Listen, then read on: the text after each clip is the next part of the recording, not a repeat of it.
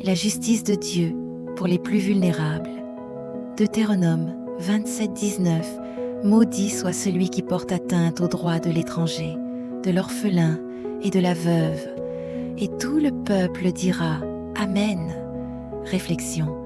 Ce verset révèle un aspect profond du cœur de Dieu.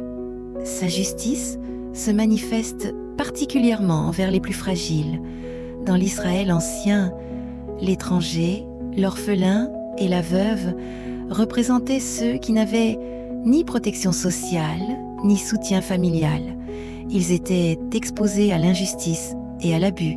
Dieu élève leur cause au rang de priorité morale et spirituelle. Le mot « maudit » ne traduit pas une colère impulsive, mais une déclaration solennelle. L'injustice envers les faibles est incompatible avec la vie sous l'alliance de Dieu, et le peuple répond « Amen ». Ce mot signifie « Oui, c'est vrai, nous nous engageons à vivre ainsi ». La justice biblique n'est pas seulement une loi écrite, elle devient une responsabilité collective. Aujourd'hui encore, ce verset nous interpelle. Notre foi se voit dans notre manière de traiter ceux qui ont moins de voix, moins de ressources, moins de force. Servir Dieu, c'est aussi défendre la dignité humaine, car la compassion n'est pas une option, elle est une expression du caractère de Dieu. Prière. Seigneur Dieu, donne-moi un cœur sensible à l'injustice, garde-moi de profiter de la faiblesse des autres et apprends-moi à défendre la dignité de chacun. Que ma vie reflète ta justice et ta compassion. Amen. Application pratique.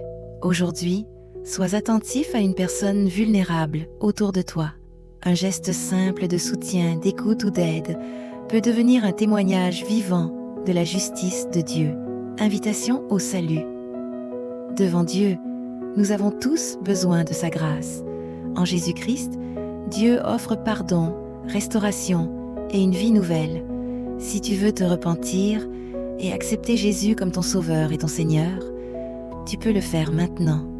Prière de repentance et de salut. Seigneur Jésus, je reconnais que j'ai besoin de ton pardon. Je me repens de mes péchés et je te confie ma vie. Je crois que tu es mort pour moi et que tu es ressuscité pour me sauver.